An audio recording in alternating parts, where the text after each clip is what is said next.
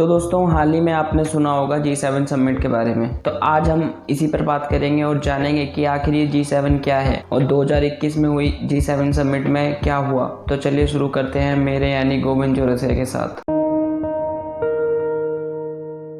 तो सबसे पहले हम G7 के बारे में बात करते हैं। तो G7 वर्ल्ड की डेवलप कंट्री का ग्रुप है जो लगभग 40% जीडीपी होल्ड करता है पूरे वर्ल्ड में। G7 में 7 देश हैं, US, UK, Japan, Canada, France, German, Italy. और इस बार यूरोपीय union, India, south Korea, south Africa को यूके ने स्पेशल इनविटेशन किया था। यहाँ पर यह भी जानना जरूरी है कि 1998 में रशिया भी G7 का हिस्सा बना था और उस वक्त उसे G8 कहा जाता था। रशिया के द्वारा 2014 में क्रीमिया हथिया लेने के कारण उसे G8 से बाहर कर दिया गया था और ये ग्रुप फिर से G7 बन गया था। और अब जानते हैं G7 की 2021 में हुई समिट के बारे में और उसके द्वारा रिलीज की गई एयरबेस पे कम्युनिके जो G7 देशों का जॉइंट स्टेटमेंट है। इस स्टेटमेंट में कही जाने वाली बातों में मेजर हिस्सा चाइना के लिए कहा गया था, जैसे सिंगजियांग में यूगुर्स पर ह्यूमन राइट्स डिस्प्यूट करना, हांगकांग को ज़्यादा इंडिपेंडेंस ना देना और चाइना के द्वारा बनाई जाने वाली पब्लिक पॉलिसी को फेयर करना जिससे कि ग्लोबल इकोनॉमी को बिल्ड किया जा सके। इसके अलावा कोविड के वुहान इंस्टीट्यूट ऑफ वीरोलॉजी में ओरिजिन को लेकर जो भी रूमर्स हैं उस पर प्रॉपर रिसर्च होनी चाहिए, ये भी कहा गया था। हालांकि इस पर चाइना ने रिएक्ट करते हुए कहा है कि अब वह दौर चला गया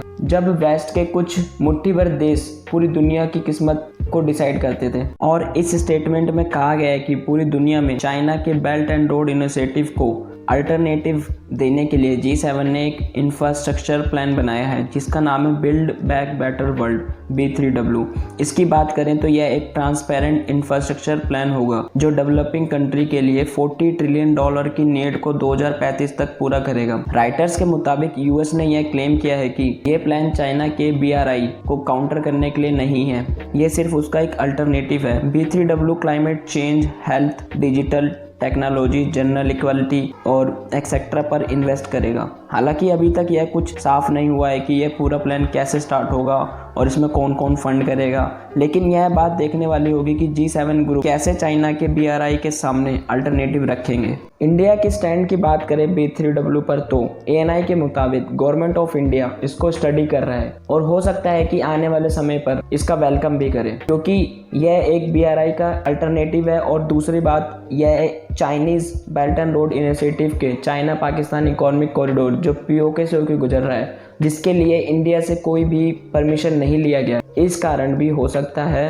कि इंडिया B3W को ज्वाइन करे। इसके बाद प्राइम मिनिस्टर नरेंद्र मोदी जी ने वन अर्थ वन हेल्थ पर जोर दिया ताकि कोविड जैसे फ्यूचर ग्लोबल पैंडेमिक को सही तरीके से डील किया जा सके। इसमें उन्होंने कोविड रिलेटेड वैक्सीन के पेटेंट पर अपलिफ्ट मांगा ताकि वैक्सीन की मैन्युफैक्चरिंग बढ़ सके। पीएम मोदी के वन अर्थ वन हेल्थ को Germany's chancellor Angela Merkel and Australia ने खुलकर समर्थन किया। यहाँ पर मैं आपको बता दूं कि इंडिया और साउथ अफ्रीका ने पहले ही WTO में वैक्सीन पेटेंट को अपलिफ्ट करने के लिए प्रपोजल सबमिट किया है, जिस पर बहुत जल्द एक वीडियो आपको मेरे चैनल पर मिल जाएगा।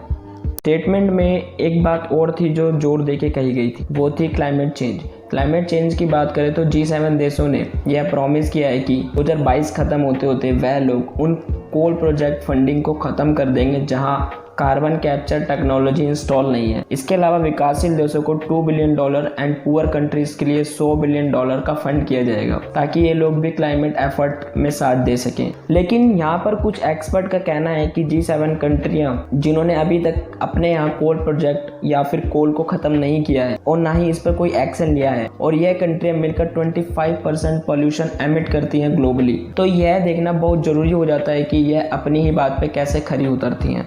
इसके अलावा इस स्टेटमेंट में Taiwan issue and South and East China Sea में पीस को लेकर एंड इंडो पैसिफिक में चाइना के बढ़ते डोमिनेंस को लेकर भी बातें कही गई हैं जिस पर हो सकता है कि ये लोग एक्शन ले। तो दोस्तों ये था इस वीडियो का एंड। आई होप सो आपको वीडियो अच्छी लगी हो और अगर अच्छी लगी तो लाइक करें एंड मेरे चैनल को सब्सक्राइब करें। धन्यवाद वीडियो देखने के लिए।